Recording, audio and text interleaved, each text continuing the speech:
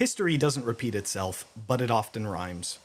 Some old FUD is making its way back into Bitcoin again. That's right, we're talking about Mt. GOX and the Mt. GOX Bitcoin that has been sitting there for approximately 9 years. And supposedly, this Bitcoin is now going to be available on the open market. What does this mean?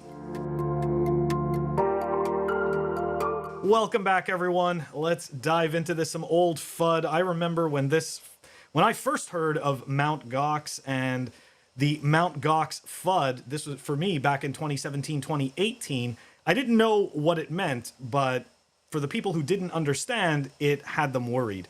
And so I just think it's really important for us to at least revisit this. I'm not going to go through the history of Mt. GOX. There's plenty of YouTubers that have already done this and have done a much better job than me. But we are going to take a look at the current situation that is happening right now. So let's dive into it. Key week ahead for Bitcoin as Mt. GOX payments approach. Will BTC hold above 22K?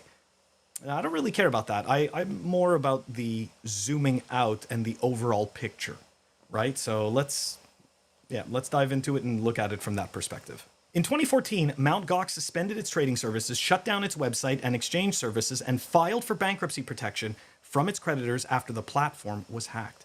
The liquidation process began in April 2014. The company declared it lost nearly 750,000 of its customers' BTC and about 100,000 of its BTC, totaling about 7% of the Bitcoin in circulation at that time, valued at $473 million.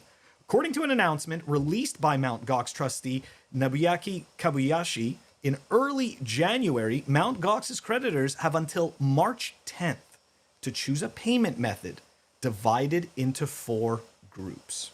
Early lump sum repayment, repayment of a portion of cryptocurrency rehabilitation claims in cryptocurrency, repayment by bank remittance, repayment by remittance through a fund transfer service provider.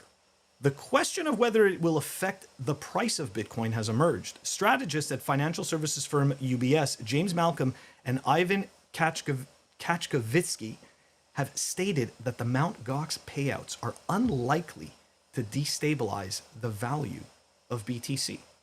Okay, I mean, at least I'd say the guy from UBS is giving a fair assessment. Now, these methods of repayment, the early lump sum repayment, they're not mentioning if it's in BTC or not. I'm going to assume it's in whichever local currency that is chosen, or I'm going to make the assumption that it's going to be in USD. The second option seems to offer, if I understood correctly, a portion of the repayment in BTC. And then the last 2 options, if I understood correctly, also are not paying you back in your Bitcoin. So, and this is par for the course.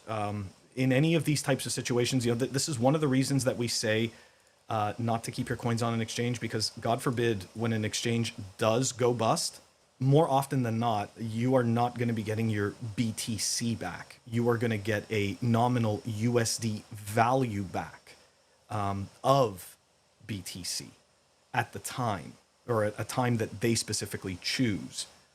So that's, in those situations, unfortunately, you do have people that have lost a significant portion of their Bitcoin just by simply holding it on what they thought was a trusted exchange. Now, okay, so the FUD, right? Like what has actually, when was the last time there was a Mt. GOX transaction? We're going to take a look at tokenunlocks.app. Here we go.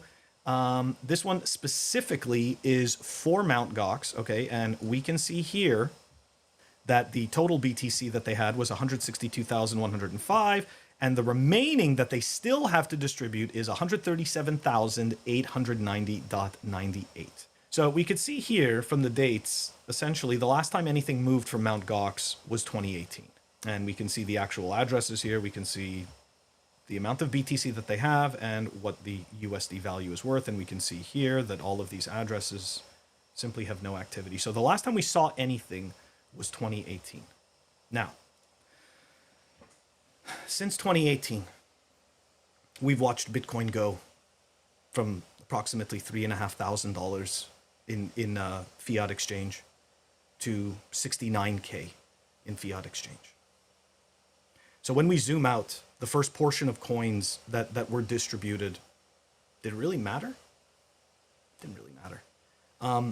I know that there's certain shitcoiners that or altcoin promoters, try to be nice, right? Altcoin promoters, they like to use the Mt. Gox FUD as a point to say you can't trust BTC because those Mt. Gox tokens can come out at any time and just drive the price of Bitcoin down. So look, there is no entity, as we know, that can produce more Bitcoin, right? As we all know, the only way that more Bitcoin can exist on the market is through the activities of mining. So that being said, I imagine that if a sizable number of those coins become available and the people who own them or the entities that own them decide to sell them on the open market, indeed, there will be price pressure on Bitcoin. There's no way around that. But the thing about it is that it's not permanent. It's not going to be permanent sell pressure, and it's only going to last for a certain amount of time. Now, I'm not saying that, this should be a basis for making investment decisions, because of course this is not financial advice, blah, blah, blah, like all that stuff. But I just want people to really zoom out and pay attention to the fact that this FUD has been around for years and has done nothing but serve to scare people out of holding their Bitcoin in some cases, or selling their Bitcoin because they're afraid of an event that they don't fully understand. I got fooled quite often back in 2017, 2018 with the Mt. Gox FUD. I was afraid of what was going to happen because I didn't understand it.